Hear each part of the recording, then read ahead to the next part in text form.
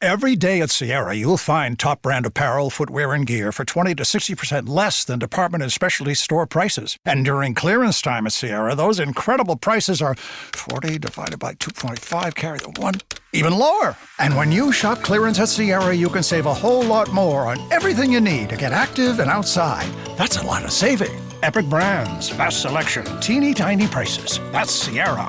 Visit your local Sierra store today or shop online at sierra.com.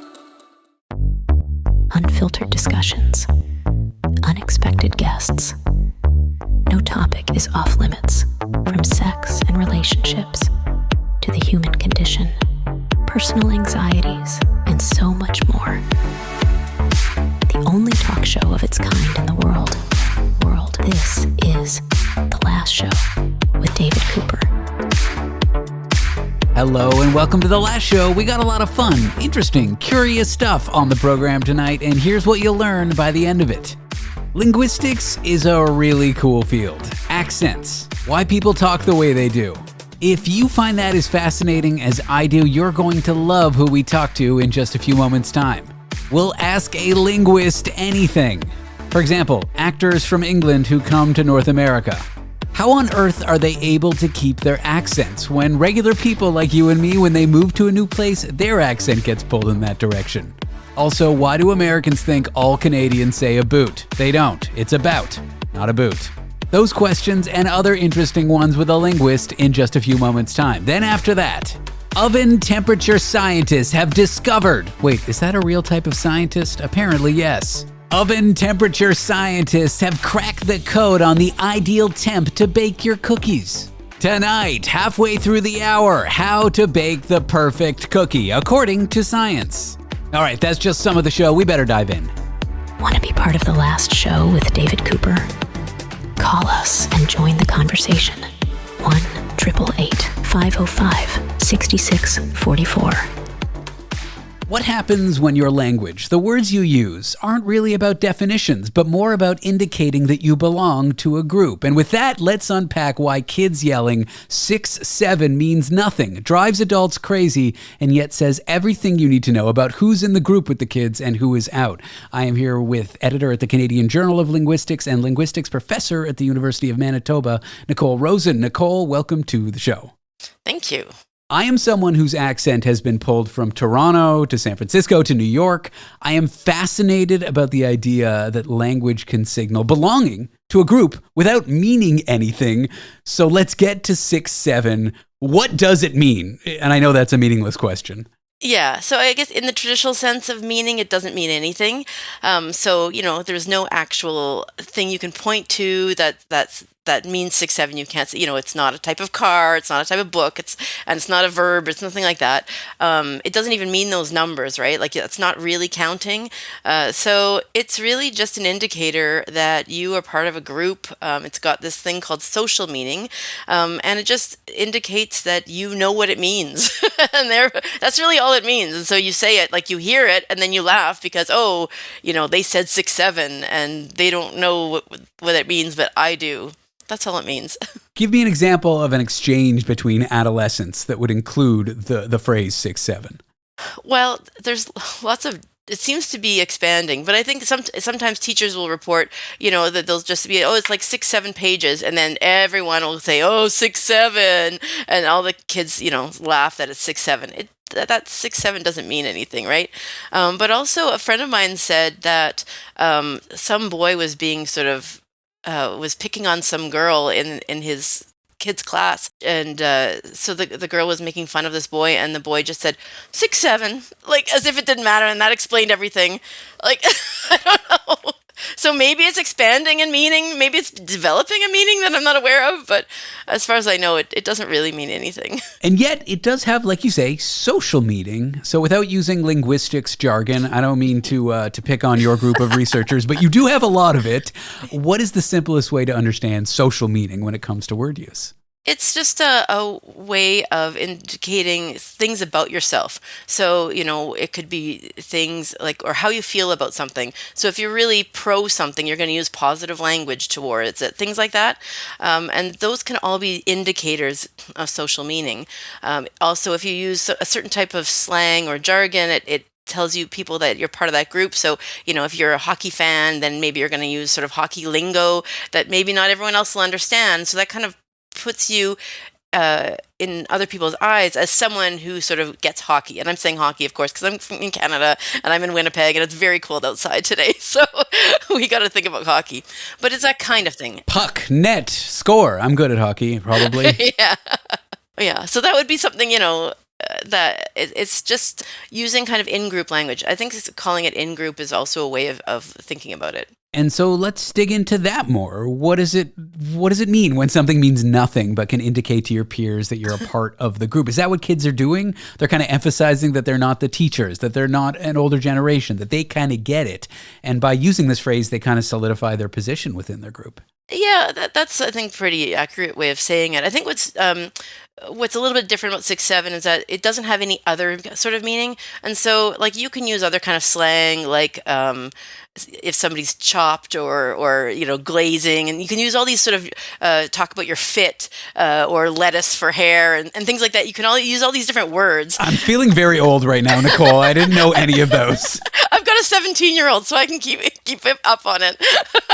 So you can use all these words that sort of make you sound more hip and young, right? But they actually mean something. So, if you're chopped, then you're ugly, right? But that tells people that you are, that you're a young person, right? And they're not doing it knowing that they're doing it. That's just sort of how they talk, right? So usually, or very often, words will have regular sort of meaning, like we think of meaning, plus they might have an added social meaning. But the difference with 6-7 is that there's no actual meaning in the semantic meaning, like about the way we normally think of as meaning. It only has social meaning. So that's really what's different about 6-7. Like lots of things have social meaning, but this one doesn't have anything else, which is kind of weird. Is that confusion, though, in the lack of meaning kind of a feature of the language, not a bug? Is this a way to signal that, hey, you adults don't get it, we young people do? Absolutely. It is 100%. And I think, the more people, the more adults or other uncool people sort of say, oh, well, we hate that. What is it? Stop doing that. The more the kids are going to want to use it, right? It's just like anything else. And, these kinds of things, I wouldn't say there's as many examples of words that have only social meaning, but they do happen every once in a while, I think, right? How similar is yelling this in a classroom of your peers as a kid? Similar to like an adult, I don't know, changing slightly depending on who they're talking to. Maybe at a job interview, you use more formal language. Maybe hanging with your friends, you use more crass, crude slang language. Yeah, so everyone obviously code switches, right? They talk differently with their friends than they do in a job interview, or at least if they want to get a job, they'll do that, right? But kids generally, teenagers especially, are at this sort of peak social time of their lives, right? That's when they want to fit in the most. That's when they want to be the coolest. And so that is also where we see an uptick of all this kind of slang and really sort of localized slang. And then it kind of, so they kind of ramp up, and then between 15 and 17, that's where they have it the most. And then as they sort of get into being more adult-like, then it tapers off somewhat. So, yeah. This idea of youth slang intentionally having no meaning, I think some adults might look at that and think of it as young people having brain rot. But from your point of view as a linguist, is this a sign that language is actually working the way that it's supposed to? Absolutely. We actually want... language isn't just about meaning things, right? We're communicating with people, right? So we're clearly have to use it for more than just like designating items and verbs and telling people that this is how we establish relationships with each other. This is how we make friends, all these kinds of things. And so, like you said, it's a feature, not a bug.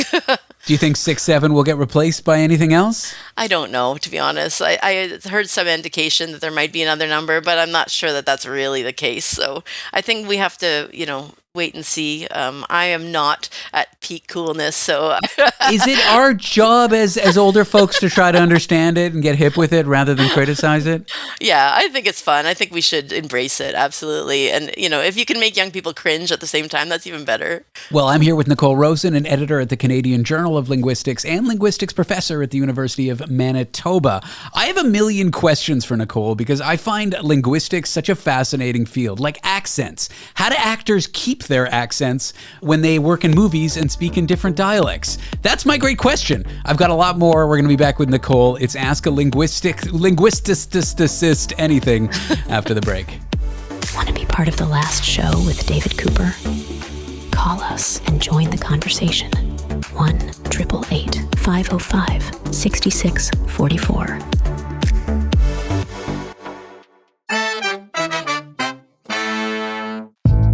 The human algorithm, where emotional inputs create unexpected outputs. The last show with David Cooper.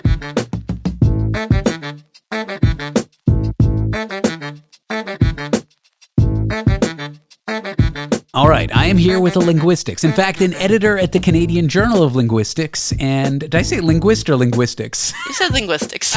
Am I making you nervous? No, you are. But I'm going to keep going with this introduction because it's radio and we roll with the punches. I'm here with a linguist, an editor at the Canadian Journal of Linguistics, and a linguistics professor at the University of Manitoba. I'm a little tongue-tied. Her name is Nicole Rosen, and I have questions about your field, particularly with accents. It's something people hear, but they don't know a lot about. Nicole, welcome to the show. Thank you for having me. I grew up in Toronto. I never thought I had an accent. I never did. Even though I guess intuitively I knew like American television programs, people sounded differently than me, but I didn't really think they did. Then I moved to California, and everyone at my job made fun of me when I said things like drama instead of drama. Right. And so I guess I don't have a strong sense of self. Within a year or two, I was starting to sound like one of them. And the strangest thing happened. When I went back home to visit Toronto, I started hearing everyone in my community's accent. My mother all of a sudden sounded so Canadian. I thought, this must have just changed in the last year. She sounds more Canadian. In fact, I have changed. What are some of the major differences that you know of between U.S. and Canadian accents? And I know I'm generalizing. Someone in Vancouver's not going to sound like someone in Toronto and vice versa. Yeah. So there are a number of different sort of dialect groups, I guess, or areas. And so even across Canada, there are subtle differences across the countries. Like if you were in the sort of Maritimes, Quebec, Ontario, and then the prairies are different. But all of that is also different than the U.S., right? And then in the U.S., it's not like all the accents are the same either, right? So there's very different accents depending on where you are in the U.S. as well. There's more Eastern, more Southern. Even here in New York, where I am now, it's Yes. like a Bronx accent versus a Manhattan accent kind of thing. Yeah. And what's also interesting is that it's not just geographical, but it's also related to age, right? So as older people sound different from younger people as well. And so when we study this, we will always compare younger people with older people to see if there's change happening at the time. One of the main differences, so there are individual words like the ones you're saying, like drama and pasta. There's these, what's called the, it's actually specifically about the that sound. Yeah.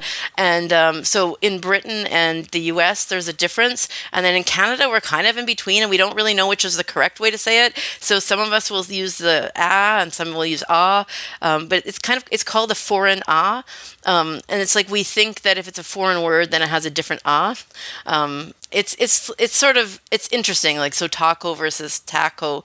Yeah, taco's a weird one. I heard my aunt say that, and I'm like, what are you saying? Because I feel like younger Canadians will say taco, but an older generation who maybe didn't grow up with that food won't. Yeah. So that's one of them. That sound. That one's definitely one. There's something called Canadian raising, and that is really the biggest one that people notice the most. And that's when Americans make fun of Canadians for saying oot and a boot. I'm assuming you somehow got made fun of for saying out and about funny. That is true. I said out, about. Now I say out and about. If Yes. I'm in New York, if I'm back in Toronto, I switch back to the Canadian one. But I never said oot because I don't think people from Toronto say that. No, but what it is Americans hear it like that. So because our vowel that we have in that those words is what's called higher, it's more like ooh. So it's not fully an ooh, but they hear it that way because they don't have. So it's a perception thing. So they perceive it as we're saying oot and a boot, sort of. Anyway, because it's a lot shorter and it is a closer vowel to the ooh sound, and so it's really actually is closer to oot and a boot.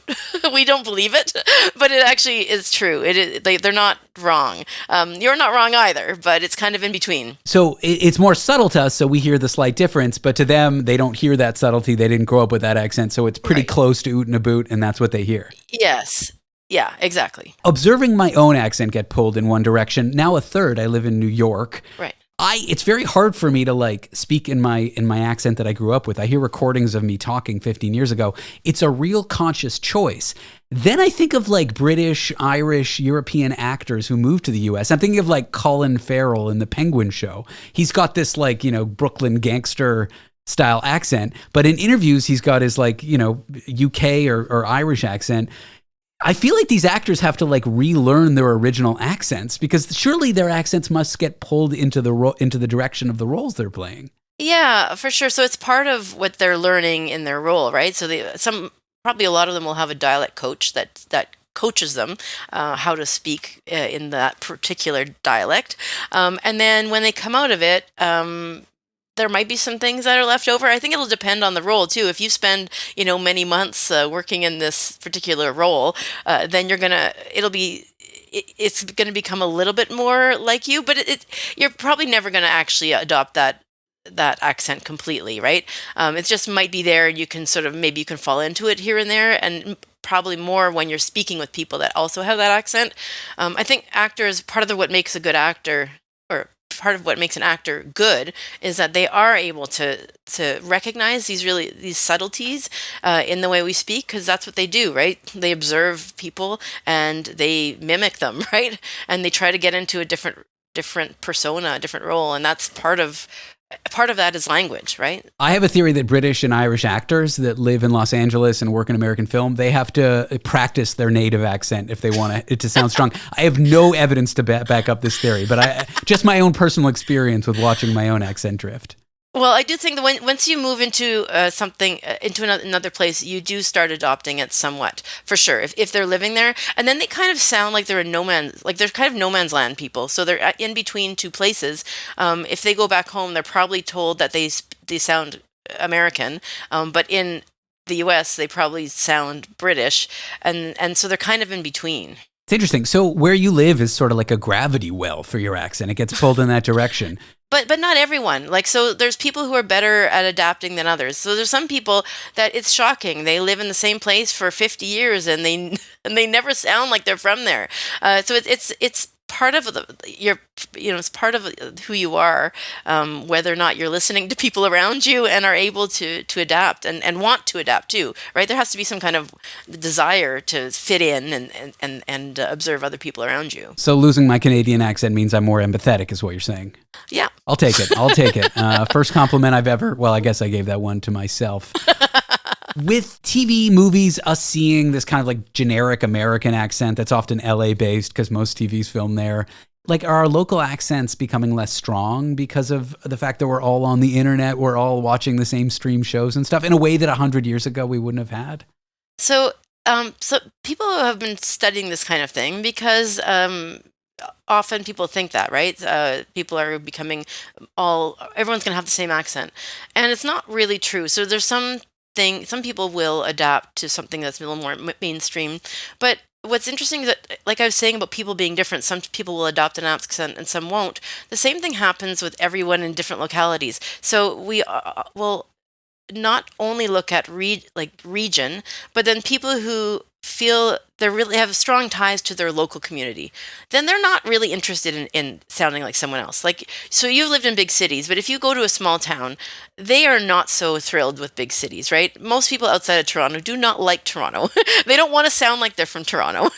And they don't ever want to, they don't want to talk like people in Toronto, like from the big city. They're not interested. So they will dig in and they will actually like resist changes from elsewhere, because they're not interested, and that's part of who they are. And so, but if you are a person who's in a small place that wants to move somewhere else, and especially like Toronto or New York, then you're going to be more open to changing. So it's really not only about your region, but also who you are and sort of where you want to go and who you want to present yourself as. Nicole, I've enjoyed this chat. Thanks for answering my questions. I find this so fascinating. No problem. Thanks again for being on the show. Nicole Rosen is an editor at the Canadian Journal of Linguistics and a linguistics professor at the University of Manitoba. Coming up after the break, oven temperature scientists have discovered, I still can't believe that's a real kind of scientist, but alas, the discovery. They baked hundreds of cookies and found an exact temperature where spread, moisture, texture of your delicious treats suddenly click. If you like cookies, and honestly if you don't, what are you doing? Stick around to find out. Want to be part of the last show with David Cooper? Call us and join the conversation. 1-888-505-6644. We're here because your heightened awareness deserves heightened entertainment. The last show with David Cooper. The oven temperature scientists have done it again. It turns out that chaos that you observed when baking your cookies wasn't personal. It was physics. Food scientists have cracked the exact heat where cookie dough spreads, firms, and magically becomes right. And we're going to tell it to you here with food science professor at the University of Guelph, Maria Corradini. Maria, welcome to the show. Hi, David. Thanks for having me. When I read an article about the perfect cookie temperature and your research, it said oven temperature scientist, which I didn't know that was a real type of scientist. Is that on your resume? Not really. As you can imagine, no, I call myself a food scientist and engineer, and actually I really love math. That's why, I put math into works in order to make the perfect cookie, because I'm also a cookaholic. Math and cookies, two things I didn't think needed to be combined, but now that you have combined them, we get delicious results. Let's talk about modeling a cookie in the oven to try to figure out how best to bake it. How do you do that? Well, first of all, we have to understand that food production is never simple, and cookie baking is not an exception. Baking a cookie is not a single or simple event, but a combination of several processes that happen at once. So basically, you put your cookie dough into the oven, and now the temperature starts seeping into your cookie. The water in your cookie starts to evaporate and expands your cookie. And you have a lot of chemical reactions, because it's not just about the physics, it's also about the chemistry. Baking soda, baking powder, all these kinds of things, the type of flour you used, how much you worked the dough, like all this stuff matters, right? Oh, totally. And we like, who likes a white cookie? No one. Everybody likes a cookie with a little bit of browning, because that brings also the flavor. It does. Interestingly, that's not the only chemical reaction that happens. There are some other chemical reactions that are not as friendly as that one. And that was the motivation of our study. There is a formation of a toxicant that is called acrylamide during also the process. And we want to minimize the formation of that toxicant because we want healthy cookies. Because, cookies are super healthy, so why we... Wait. A toxicant in my cookies? What? Say more about that. I could eat a cookie and it could poison me? Well, we are not going to poison you, it's just, the accumulation of that toxicant in your diet might have adverse effects in the long run. Interesting. And that happens with many foods. Most of the foods, they carry some natural toxicants, your beans, your cauliflower, which is interesting. And basically, we are always trying to minimize those toxicants and the formation of those toxicants. The problem is that the reaction that gives rise to that toxicant also gives rise to the flavor and the color. So it's sort of like the opposite of a raw potato. If you eat a raw potato, you get sick. You cook that toxicant out. With a cookie, you're baking it in? Well, yeah, because, the Maillard reaction usually generates some toxicant compounds. Got it. Mhm. So every time that you have something that is brownish, and it tastes good, that toxicant is also being formed. But I'm wondering, can there be a perfect temperature when all these variables, like the type of flour, the type of whether you use baking soda or baking powder, and how much sugar, and how much butter, and the chocolate, and all these factors, is there a perfect baking temperature for every kind of cookie? Like, should I not listen to the recipe that I have? No, you should listen to the recipe, and of course, composition plays a significant role on the temperature that you should use. If you use more fat, your cookie spreads differently. And that's what we wanted to map. We wanted to map all these processes, how the temperature sinks in, how the moisture evaporates, how the reactions happen, and how they are distributed spatially and temporally in the cookie, because as you keep on going, of course that these things happen. So we wanted to basically understand all of them, transforming into mathematical expressions, and combine them all together with a method that is called multiphysics, and solve it at the same time. So basically, we could figure out, the perfect temperature, the perfect structure of the cookie, the perfect level of color and flavor, but also the minimizing the formation of that toxicant, which is the ultimate goal for this. It sounds like you're like a rocket scientist plotting the trajectory of a rocket using their shape and the propellant and their weight, but you're applying that to ovens and cookies and chemicals inside the cookies. Interestingly, the process that we use is also used for other applications, among them rocket science. But, it's so funny to we're me. a little bit far away. It's so funny to me, the level of academic rigor we're applying to cookies. So you do all this, you model it. What do you end up finding? What advice for home bakers can you definitively say? Well, of course, composition plays a significant role. As the person that do the excerpt of my academic article, she made a fantastic role. Stacy Leska, from Food and Wine, made a fantastic role in summarizing that, for example, if you use a too low temperature, of course, your cookie is not going to taste or is not going to plump as you want. But also, if you go too high, it's not ideal. So the purpose was not finding exactly what was the temperature of the cookie. However, it was in order to allow the industry and, a very nerdy home baker that knows math, how to use these relationships in order to figure out what would be the perfect temperature. I often wonder how recipe writers, like celebrity food chefs you might see on YouTube, how they choose the temperature for what they're doing. So you could really help them, people designing recipes. Yeah, totally, because they do it by trial and error. So they bake tons of cookies in order to get the perfect temperature, the perfect combination, the perfect composition.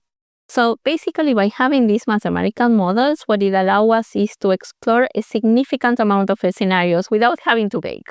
So basically we explore it and we find something really interesting that, for example, shape plays a significant role. So now, for example, particularly for the chemical reactions, so one of the things that we are doing now is generating shapes that are not super conventional, and we do it, by using 3D printing. And so we create cookies with concentric circles. And actually, 3D printing is often used in like aeronautics for like airplane parts. We're using like high level tech here for cookies. Well, there's nothing wrong to be a techie for your baking. Now, for the home baker listening right now, if they change nothing but their temperature, my understanding is about 400 degrees Fahrenheit or 200 degrees Celsius was your finding.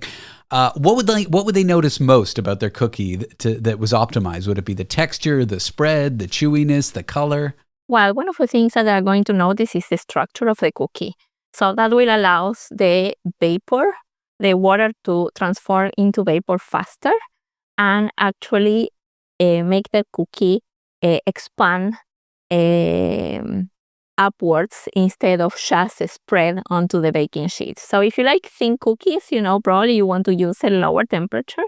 If you want plump cookies, and with the soft center, I would go for a little bit of higher temperature and monitor, when is the end of the baking process. Beyond cookies, what can this kind of modeling and food science teach us in the real world? Could it be used for food safety, for energy efficiency? Could it be used for industrial baking?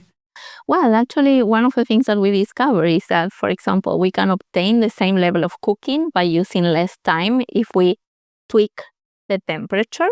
And that, of course, saves energy. So sustainably speaking, this model also plays a significant role of there. And, in terms of the formation of the toxicant, also we can minimize the formation of that toxicant and keep on eating cookies for a really long time before we get sick. Maria, I've got to have more oven temperature cookie scientists on the show because talking to you today was a delight. Thank you so much for being on the show. It was delightful to be here. Thanks so much. And I guess that life is what you bake. Maria Corradini is a food science professor at the University of Guelph in Ontario, Canada. When we come back, celebrities like Nicki Minaj or Sydney Sweeney, they were associated with a certain political group and faced backlash for it. So the question, is taking a political position dangerous for figures in entertainment? What's your opinion? We'll tackle that in a moment. Want to be part of the last show with David Cooper? Call us and join the conversation. 1-888-505-6644. Taste the forbidden fruit of knowledge. The last show with David Cooper. For famous people, is fame about entertaining everybody, or is it about expressing your opinions publicly, using your platform with hashtags, and then receiving backlash? Well, when celebrities take political positions, are they risking their careers? Are they revealing who we expect them to be? That is what we're going to discuss here with professor at the Cinema Studies Institute at the University of Toronto, Charlie Keil. Charlie, welcome back to the program.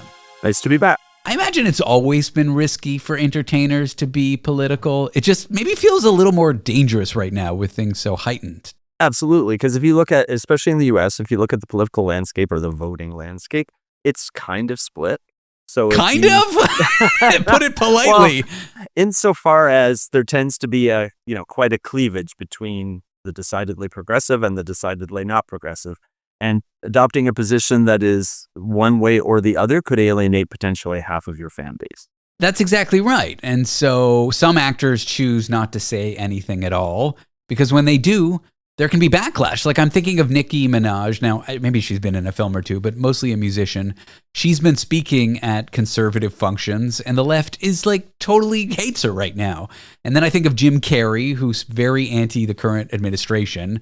And people who voted for the president don't like Jim Carrey. It seems like if you speak up, you immediately isolate yourself, doesn't it? Yeah. And you can see some celebrities really walking that fine line. Like I would listen to an interview on with the New York Times with Jennifer Lawrence, who had been outspoken in the past and also had been someone who is pretty unfiltered generally. That was part of her persona.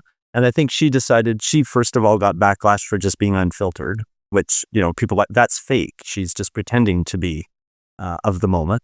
But then also she espoused some progressive views. And what she's done is say, I don't think it makes any difference if celebrities do this. It doesn't really help the cause. And so she's poured her energies into producing, making documentaries that represent her positions, which I think is actually a wise way to do it because A, it doesn't necessarily badly affect your brand, but then it also allows you to have some political effectivity without being the spokesperson for that. Interesting. And so I guess the perception is, okay, these celebrities are saying these. I remember in COVID when the celebrities did that song, Imagine, yes. And it was like, in support of like lockdown and how hard everyone was having it. But at the same time, they were all like living in their mansions with their staff and like they didn't have it so bad. They weren't getting fired. They weren't like unable to work. They weren't going to lose their income because of the pandemic. So is it kind of like that? It just feels out of touch when a celebrity speaks out? Absolutely. I mean, the problem now is with the online fan universe, you can go wrong so quickly and not even know you're going wrong. Something can get picked up from, just a snippet from an interview can go viral and then suddenly you're in the middle of a maelstrom. And it's difficult to extricate oneself from that. I mean, it's one thing if you really just plow it and decide to be assertively ideological, but oftentimes that's not what happens. It's just a stray comment. Can it affect the ability of an entertainer to find work if they speak out and they're overly political? Like maybe they won't get cast in the next Marvel movie, even though they were a hot celebrity, something like that? I don't know that that's the case, because sometimes when you look at people who are pretty conservative, let's say, it's assumed that Hollywood is generally a more progressive place to work, and most of those people working there tilt progressive. But I think, let's take someone like Chris Pratt. I believe he's fairly conservative in his views. He's getting plenty of work. Why is he getting plenty of work? Because the films that he makes tend to be pretty popular. So if you're, let's say, bulletproof that way, I would also say that if you are pretty good with, let's say, crews, if you're a generally nice human being, you can be nice and be conservative, I guess would be the position. Yeah, I'm thinking of Kelsey Grammer, like he's a very staunch Republican, but he just got a Frasier reboot. I mean, it did get canceled, but that didn't seem to prevent the reboot from getting... So I think if you're a proven, let's say, audience magnet, and also you're not toxic to work with, then you could probably persevere. But you could make yourself quite unpopular by being, the more assertive you are about your views, I think the more likely you are to encounter resistance. So you don't think studios and producers are punishing political expression, especially if it's not extreme? No, I don't think so, because that would work against their own bottom line. I mean, would you really not want to hire someone who's bringing in lots of people to the box office? That doesn't really make a lot of financial sense. Is staying politically neutral? Like, it's actually something I try to do a little bit on this show, mostly because we cover like science and pop culture. It's not really a political show. It's not like I'm doing all these political topics and then not offering an opinion. But is staying politically neutral a good option for celebs, or does that have its own risk where people think you're spineless and they wish you'd take a side? Well, again, I think it has to do with the persona of the celebrity in question. If you have a built identity, let's take George Clooney, for example. People think of George Clooney as being not only progressive, but handsome. I think people think of him as being handsome first and foremost. Also be handsome and assertively progressive. But he's built a brand, you could say, of being politically informed. So it's not just that George Clooney has opinions. He actually works to inform his opinions. If you get a celebrity who just spouts off, that's not received as well. But it has to do with the brand. I mean, people understand that that's what they're getting with George Clooney. So when he makes an assertive statement about, let's say, an anti-Trump statement, it doesn't surprise people, and they kind of expect it. A different kind of example would be Dolly Parton. Dolly Parton is defiantly apolitical. She makes sure that she's never attached, even though there are aspects of her persona that do, let's say, accrue certain social capital. Like, for example, apparently she's very popular with gay audiences. But nonetheless, she doesn't go out of her way to be political about things that she may well be aligned with in the public mind. And that keeps her palatable for, let's say, country and Western audiences who may be decidedly more conservative. And she helped fund the COVID-19 vaccine. Exactly. And that didn't hurt her. It's kind of a politicized topic. I wish it wasn't. There's my political opinion coming in. She made Jolene vaccine. Vaccine. Exactly. When an entertainer does speak out and they get backlash, is that really about politics, or is it just really that people thought this entertainer was politically aligned one way and their words are communicating something different? Yeah, sometimes it doesn't even have to be your words. I mean, the obvious and notorious example is Sydney Sweeney's American Eagle campaign. Yeah. I don't think Sydney Sweeney went into that thinking, oh, this is going to buy me a whole lot of trouble. But it did. And she had to really work hard to kind of walk back from something that you could say isn't even, like, she didn't make any statement. That campaign where she wore the jeans and she's like, I got great jeans. And because she's so white, people associated it with some odd eugenics, they went a little overboard. Not to defend Sydney Sweeney, but I honestly think that when they went into that campaign, they just thought this is cute, right? It was like Brooke Shields decades ago. And so they weren't anticipating that. And that ended up, I think, alienating, for a time at least, her more progressive fans, but then also putting her into the camp of people that she, may or may not. We don't still know that much about Sydney Sweeney's political allegiances, and I think she would prefer it stay that way. Is it just the assumption that Euphoria, that show that she was on, was progressive because it has a trans actress and because the other actors in it speak out and they're left-leaning? Is they sort of expected her to be one way and then this ad campaign indicated that she was another? That's it exactly. If you have a brand that gets built in the public's mind and then you deviate it from it in some way that rubs them the wrong way, it's not going to go well for you. And she really, I mean, again, I feel a degree of sympathy for her because I don't think she had anticipated this in any way, and she really had to work hard. But now she's in a film that's a big hit, so things seem to be okay for her again. Bottom line, do you think fans want their entertainers, their actors, to be humans with outspoken opinions, or do they just want them to be beautiful and just dance, sing, act, do well with what they do, and stay in their lane? Well, to paraphrase Freud, what do fans want? I think it's difficult sometimes for celebrities to know what is the right thing to do. And so you have to tread carefully, I think. And tread carefully can sometimes mean, perversely, not being overly careful. I'm here with Sigmund Freud paraphraser. Excuse me. I'm here with professor at the Cinema Studies Institute at the University of Toronto, Charlie Keil. Charlie, thanks for the chat. I appreciate you being on the show. Thanks so much. In just a few moments, rabid fans of celebrities can do creepy things. Enter AI. There are wild fans posting videos of them giving birth to babies with the celebs in the delivery room. How creepy are deep fakes when applied to a fandom? That is what we'll cover in a moment. Want to be part of the last show with David Cooper? Call us and join the conversation. 1-888-505-6644.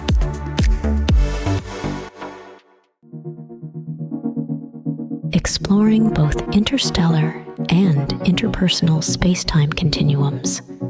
The Last Show with David Cooper. Celebrity fan accounts online. They're fine, they can get weird, but when you add AI to the mix, like generating AI portraits and videos of these celebs with their fans, things get increasingly creepy, and that's what we're here to discuss with Caitlin Green, a media personality, a podcaster. Listen to her on the Jann Arden Podcast, where she co-hosts. Caitlin, welcome in. Thank you for having me to talk about this super creepy topic. I should have generated a weird photo of you and I together to scare you for this, but I guess I'm not that creepy. What is available right now for those who haven't seen some of these AI videos that fans can generate of celebs? So they're pretty good. They're getting pretty good. Initially, there was a lot of what people refer to as AI slop out there, and it was easily discernible as being fake. Now they're getting better. And so if you want to just be a creepy fan of, for the example we're going to use in this conversation, the cast of Stranger Things, you can do so. And it really looks like you have a personal relationship with them. It can look like you're posing in a photo together. It can look like you're friends. And it's truly for the biggest losers on the internet. It still is AI slop, but it's highly refined slop. It's like a diamond in the slop. These photos and videos at this point, they are indistinguishable from reality. I mean, we're basically at that point that we were warning about a year ago. Mm-hmm. And these tools are in everyone's hands thanks to people like Elon Musk and Grok. These AI tools are available to anybody with no guardrails. I saw a really creepy one that you sent me of a woman who had just given birth to a baby. It's a fan. She's in the hospital. She's in birthing attire, a hospital smock. And she's not holding her baby, but someone else is. No, this account pretends to be married to an actor from the cast of Stranger Things by the name of Joe Keery, Keery. She refers to herself online as his wife, and her account is called Kaylee Keery. So we're starting at a place of extreme discomfort and loserdom. And then from there, she posts more and more videos of herself with him. This one, and again, I'm saying him. This is like him being recreated by AI. This photo, yes, it's her lying in a hospital bed, gazing over lovingly at the AI version of her quote unquote husband, Joe Keery, who is shirtless in the hospital chair that dads sit in after someone's given birth, doing skin to skin contact with a newborn baby. So shirtless, holding a naked newborn baby on his chest, and she's pretending that she's just given birth to their child.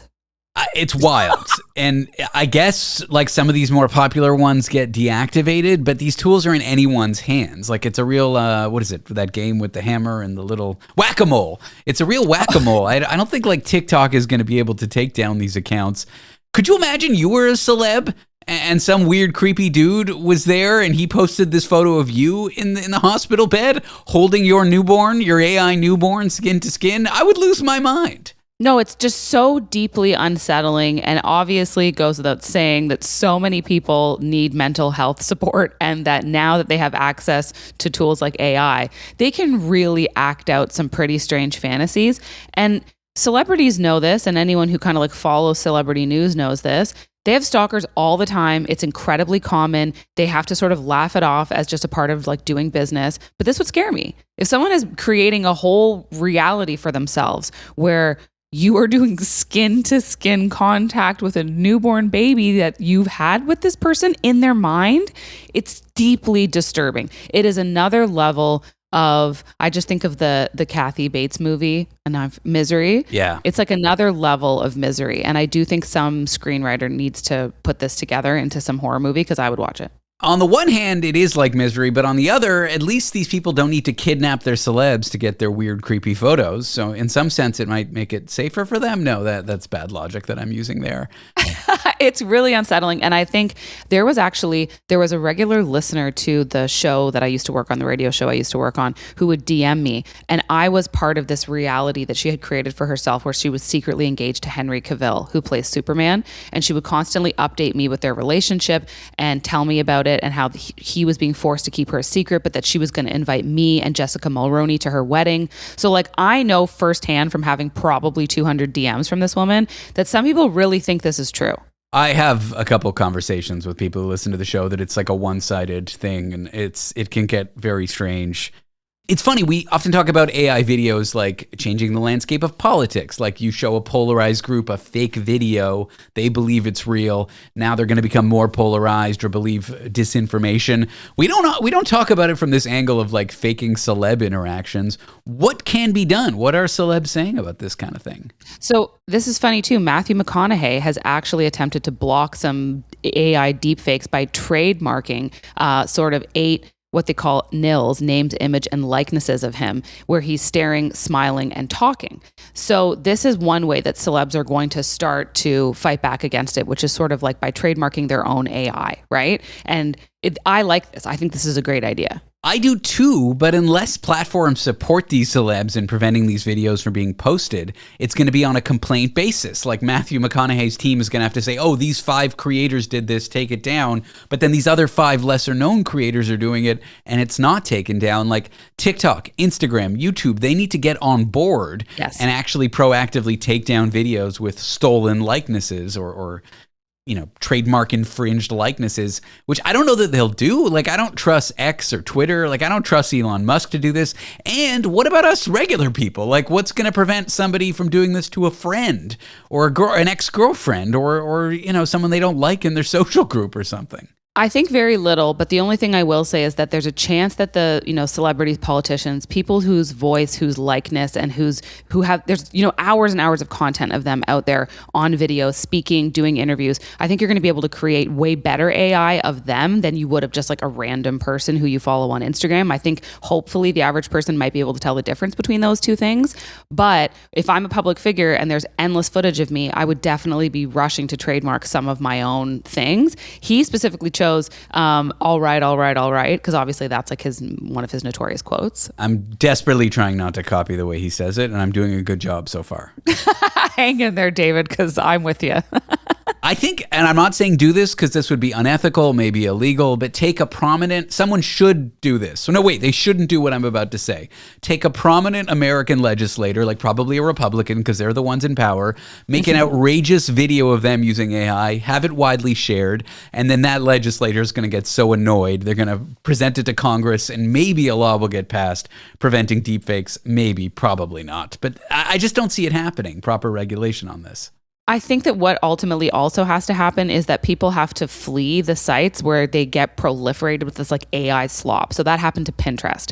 The AI slop that took over Pinterest meant that there were more fake images of things than there were real. And so user engagement plummeted. And so I think because it was bad for business, they sort of affected some change there, or they're trying to right that ship. I think when you see people leave en masse and say, I'm not going to engage with this, I'm not using your AI, this is actually just making it so that I don't know what's real and what's fake in this space anymore. So I'm out. You're putting a lot of faith in like the users on X, I think the reaction is, oh, I believe this obviously fake video is real because it looks real.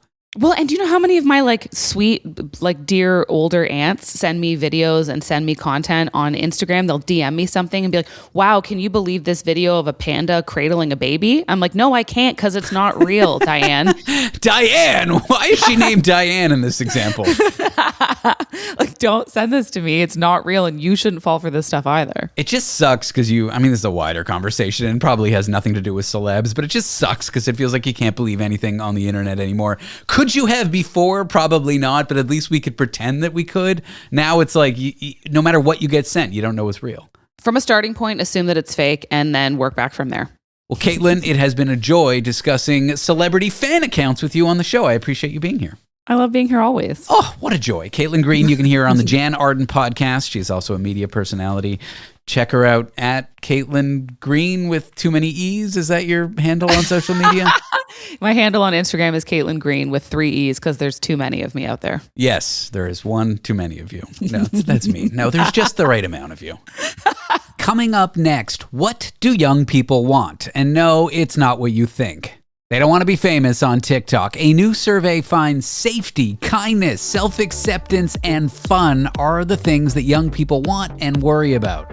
That might reveal a lot about the youngest generation. A discussion on that in a moment. Want to be part of the last show with David Cooper? Call us and join the conversation. 1-888-505-6644. The Last Show with David Cooper, where bad therapy meets good radio. A new survey of 1,500 young people ages 10 to 24 asked what really matters to them right now. And despite what negative things you might think about young people, like perhaps they want to be famous or being popular, those things did not rank highly in this survey. There is good news. Safety, kindness, self-acceptance, and fun. Those are the things young people want. Let's dig in with someone who's worked on this. She's a developmental psychologist and CEO at the Center for Scholars and Storytellers at UCLA. Her name is Yalda Uhls. Yalda, welcome to the program.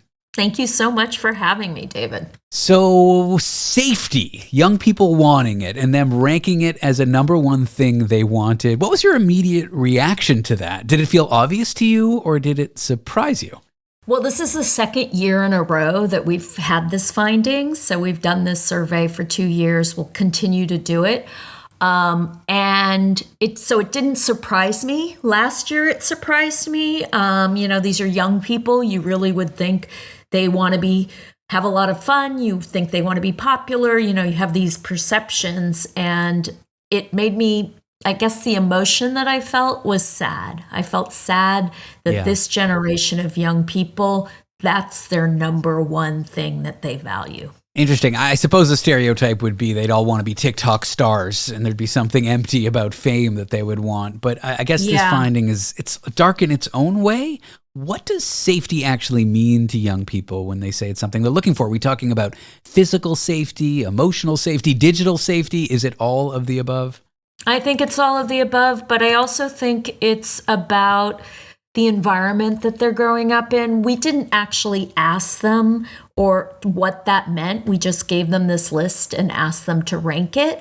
So in our quantitative data, we don't actually know very specifically what they meant, but we talk to young people all of the time. We have qualitative focus groups. We have a teen group. We listen to them, and they often raise concerns about school shootings and gun violence, climate change, environmental instability, economic insecurity, and a lot of worries about their future, with AI, and depending on where they are, like if they're about to graduate from college and this was 10 to 24 and they've got to look for a job, they're really worried about AI. If they're in high school and there are, drills for school shooters, they're worried about that. So all of these different stressors that are out there in the world are getting into their psyches and sort of changing what they really, really need and value. Now, is this focus on safety for young people something unique to the generation right now, like in 2026, or does it show up when kids grow up in periods of uncertainty, no matter the era? I'm thinking of my dad talking about the fear of war when he was in school in the 60s, drills for what happens if there is thermonuclear war. It sounds oddly parallel. So I guess back to the original question, does this show up during periods of uncertainty, or is it unique to the generation right now? Well, that's a wonderful question, and I wish as a scientist I could answer that with data, and I can't, but I can speculate that it does show up in times of uncertainty. For my generation, which I do really feel lucky that I grew up in the time that I grew up in, where it was the 70s and the 80s, where there wasn't so many fears that, I think I probably would have been popular and wanting to have a lot of fun. But I do think for generations that have grown up with, all of these stressors out in the environment, the Vietnam War and things like that, I really actually think what this generation is going through is a lot of what the generation that grew up in the 50s and 60s dealt with as well. Makes sense. Now let's go down the list here, these rankings of what matters to young people right now. Kindness ranking second. That seems, I don't know, I guess it follows from how polarized and angry the world is right now. Is this young people reacting to what they see on TV, or is it something more deeply developmental? Like, what's going on when young people say they want kindness? Yeah, I think that's, again, I don't 100% know, but so I'm giving you my interpretation as a developmental psychologist. Sure. It is developmentally appropriate and normal to sort of want to be kind and to want to connect with your peers and understand these relationships and have friendships that are kind. So I do think there is something developmental there, but I also think young people today are seeing sort of this polarization out in the media and the political spectrum, and people being very angry, and then there's cyberbullying in the digital world. So I think there's also something about today's world that makes this generation, many of them just don't trust the systems. They don't trust adults. They don't trust our political world, and they want people to get along more. So there's something there as well. I suppose that leads nicely into self-acceptance from a developmental psychology perspective, maybe not from the exact data. Why self-acceptance? What's important about that for young people? I think everybody wants to accept themselves. And I think it's great that this generation is thinking about how can I accept myself and sort of reject the societal norms or the consumer, things that social media is pushing on me. So it's just something that this generation knows a lot more about sort of psychology. They're fed a lot of information about the world that, my generation and probably your generation, we didn't grow up having so much information. And so they really understand that self-acceptance should be a core value. And when someone can accept themselves, they may be more happy. All right, let's put the negatives aside. At least I hope there's not a negative read on this next one. Ranking number 4 is fun, is my understanding. Are we talking escapism? Are we talking kids being kids? Why fun? Fun is escapism and kids being kids. And honestly, I would have thought that would be at the top. And last year it was number 3. So it went down a little, which is not great, right?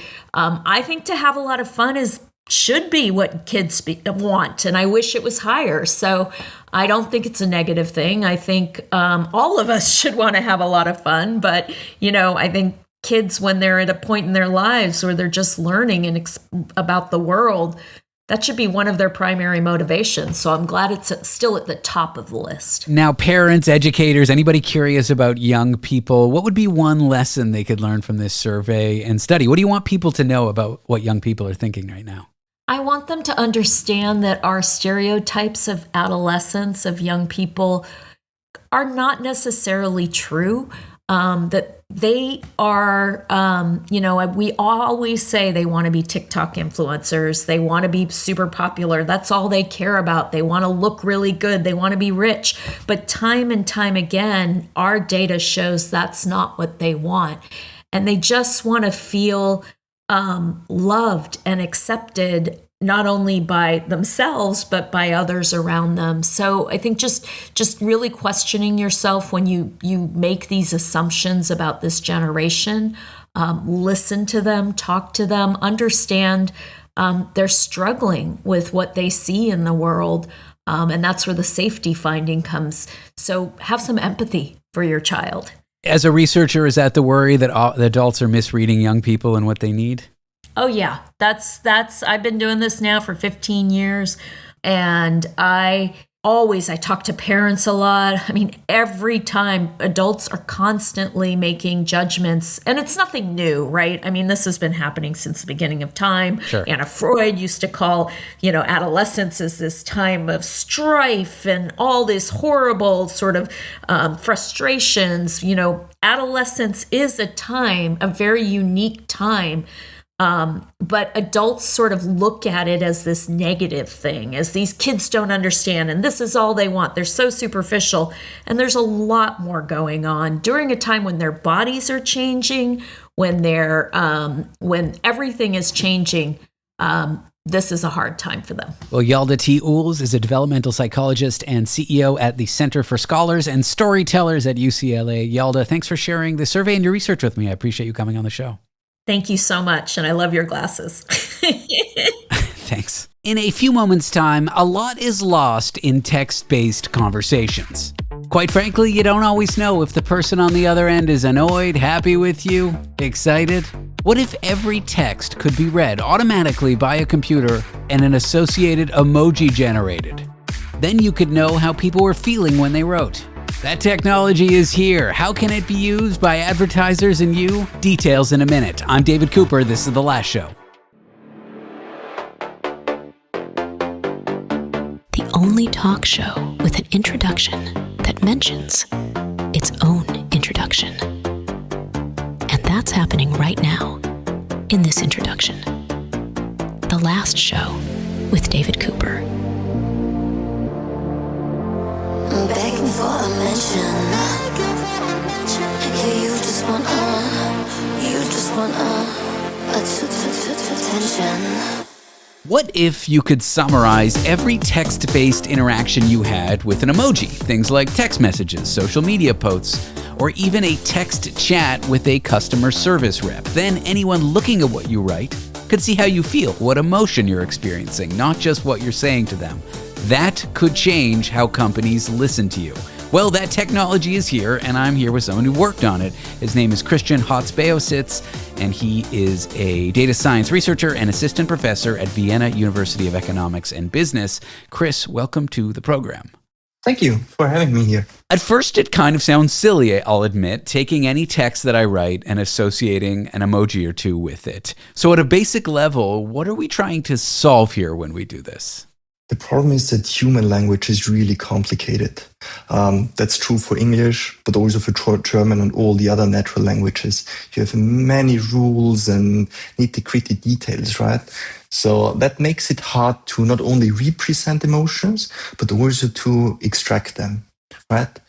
And our idea is to make it easier to emojify emotions. So you take the text, then you try to predict emojis. So we try to represent the emotional information from the text just with emojis. Then it's much easier to understand and process in the next steps. Interesting. So in some sense, it's called sentiment analysis. It's looking at what the person really intended by what they wrote. We've all written an email and wanted to sound mad or annoyed, but not sure if it's coming across. Or we've all written an email and are worried we sound mad or annoyed when we're not. Your tool can ingest text and then let you know how you're coming off. So it's useful for me as like an email writer, but it's also useful for like companies. You know, I do a lot of chats with Amazon when they don't deliver my package or something like that, or Uber Eats when they don't deliver the meal. How could companies use a technology like this? Exactly, and that's actually how it started. I did my PhD in quantitative marketing here, and there we wanted to analyze a lot of online social media postings, and people, they expressed emotions everywhere nowadays. And the problem was more to extract it, to analyze it. And you can imagine it like you have a text, and then if you want to extract information, emotional information, how would you do it? Nowadays, you would maybe go to ChatGPT or so, put it in, ask, but that's not trivial, right? Because you have to develop scales, define which emotions you want, because it's not always about positive and negative. Sometimes you want to have this full spectrum of different emotions, right? And then things get complicated. And especially for companies, if they want to scale it, to apply it to billions of observations, that's not easy anymore with ChatGPT, right? And it's also costly. And our approach, we wanted to solve those issues. We wanted to develop this tool that everyone can use. You just can browse the web page, and the magic happens on your device. So even if you have sensitive data, it's not an issue because you can directly apply the model locally without any installation required. And it scales to billion of observations. So even if you want to analyze social media postings, billions of them, it's not a problem anymore. It's cool. But why emojis? I mean, they seem silly at first glance, but do they really convey how people are feeling? Like if I see emoji, labeled by each text message my girlfriend sends me when she's angry, will it really convey that emotion? The problem is, we, in a perfect world, we would have some data set where we know for sentences, for text, what emotions they contain. But that's not easy to get right, because we would have to ask millions of people for different texts to label them. And if you want not only to have the positivity scale, but different emotions, different intensities, things get complicated. But what we observe on scale is emoji usage. And that's the thing that we wanted to exploit, because people provide those human labels, those emoji labels themselves. So they label the texts for us. And that's the cool thing here. Let's talk about how it can be used by companies, maybe in advertising. Sure. How could it be used in advertising? Just imagine nowadays, for companies, it's really would be an asset if they react directly if something happens out there. For example, if you have an event, major event, and then you can directly react based on the sentiment, based on what's happening out there. But this requires two things. First, you have to be able to actually know how your customers feel or people feel online. And the other thing is it has to happen in real time. You have to be,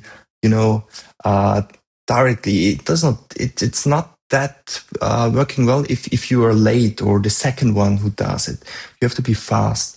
And that's what we enable to some extent. You can, for example, do social media listening.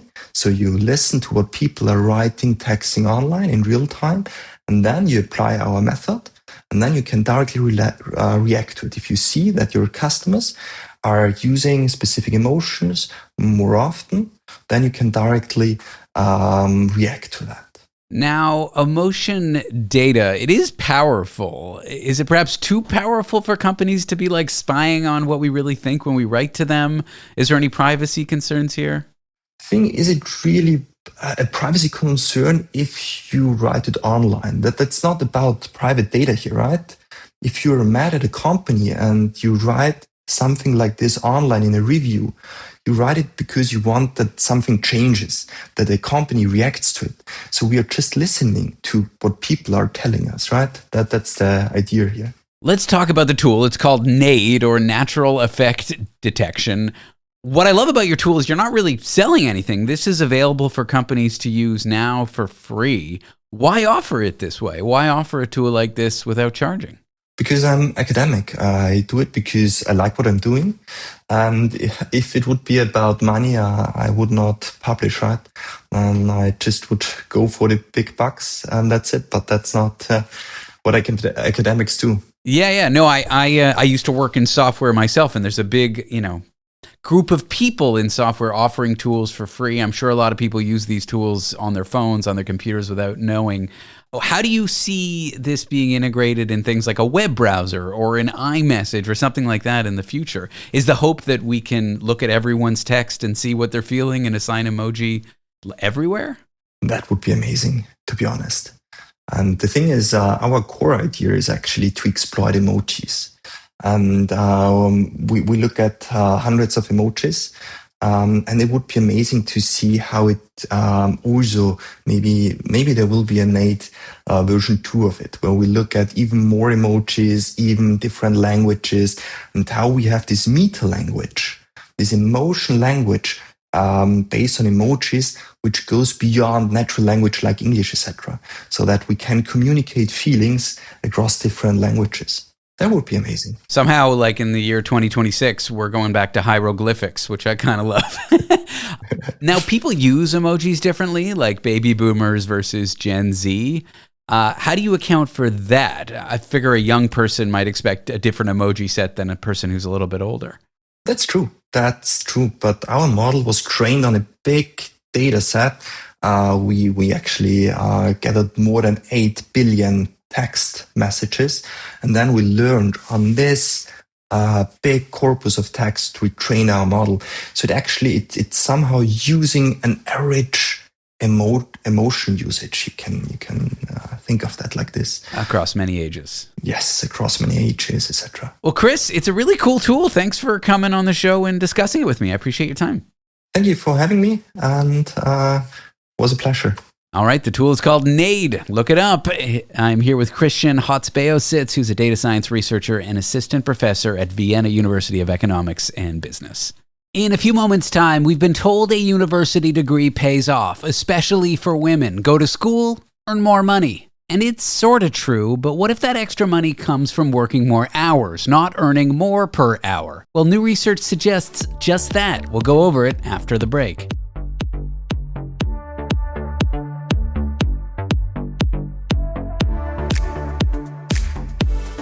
Part of the last show with David Cooper?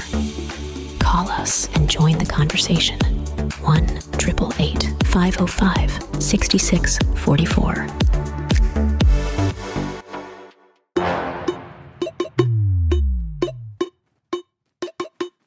We work hard to strike the right amount of intelligence and ignorance. The last show with David Cooper.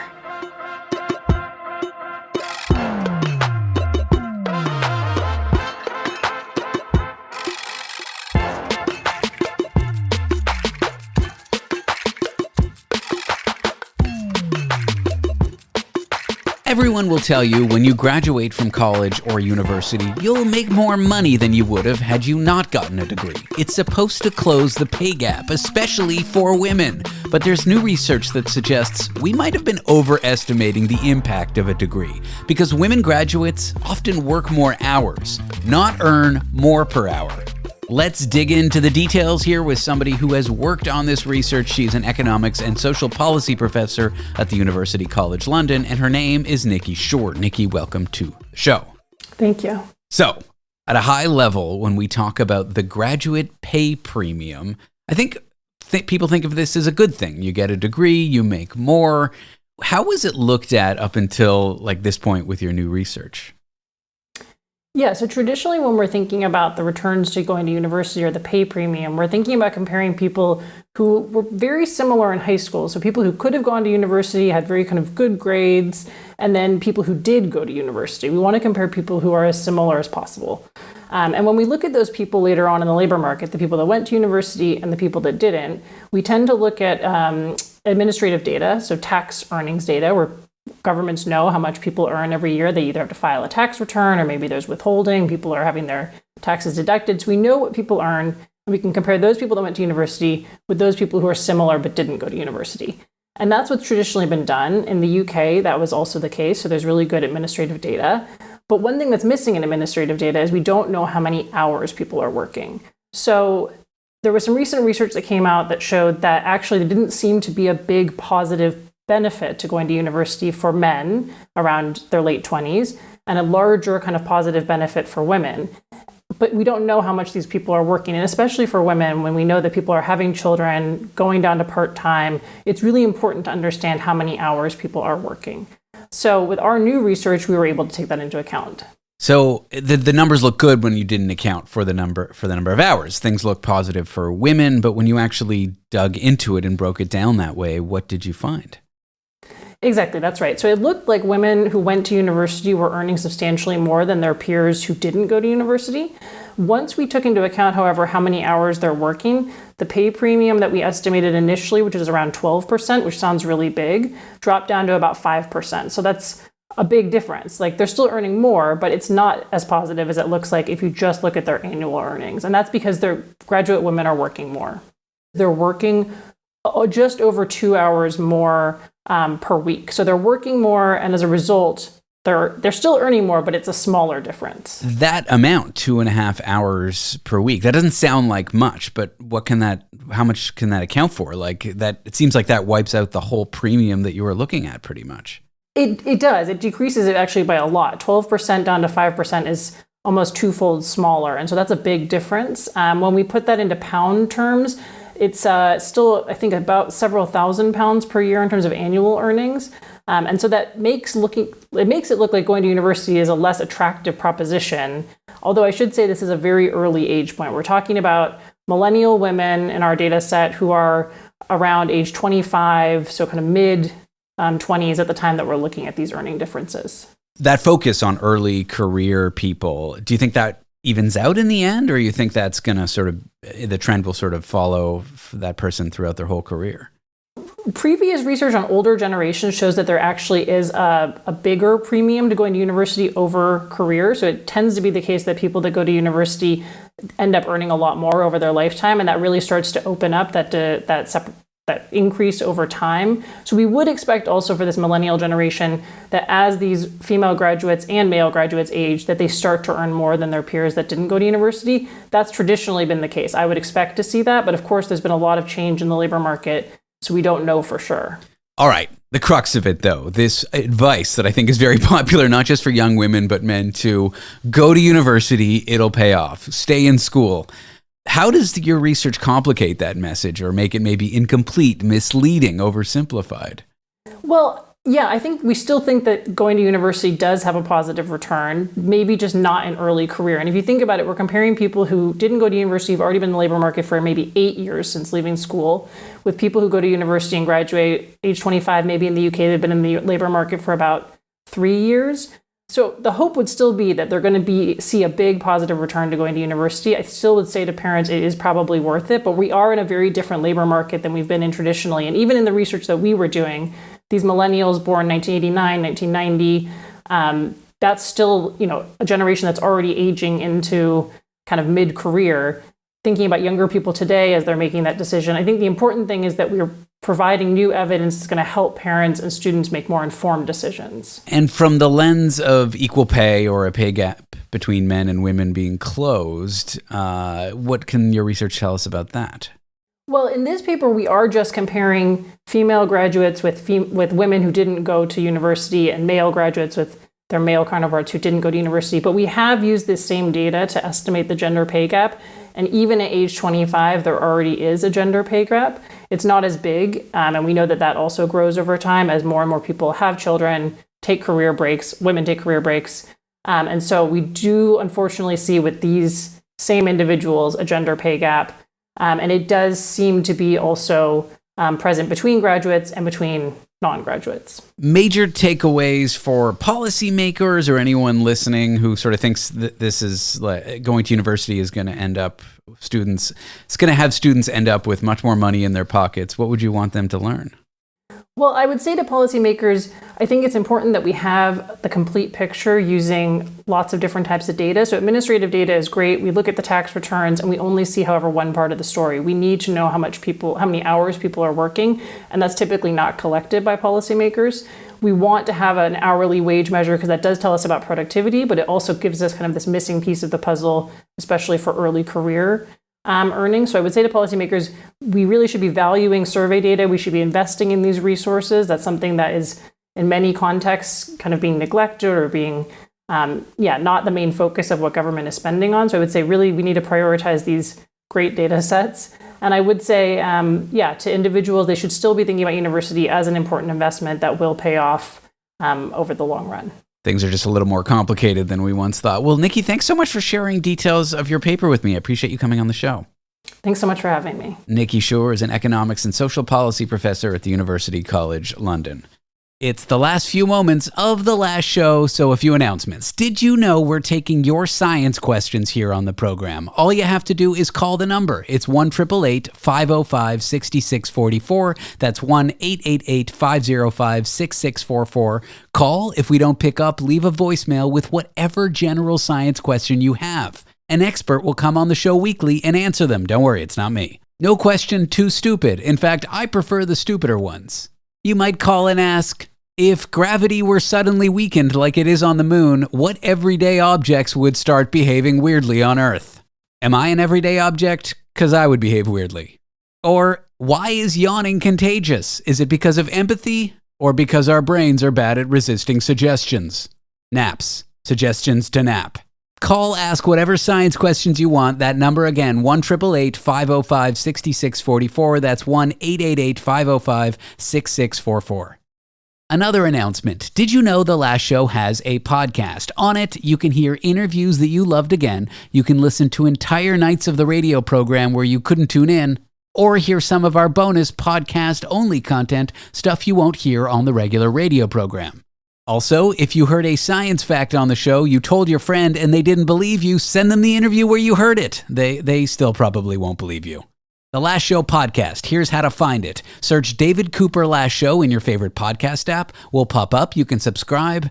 Or head to our website at www.lastshow.pizza. That's .pizza, not .com, never .com. On the website, you can find out details of the podcast. Anyway, that's a wrap on the night. Thanks so much for tuning in. We'll catch you tomorrow. I'm David Cooper, and this was not the first show, I promise.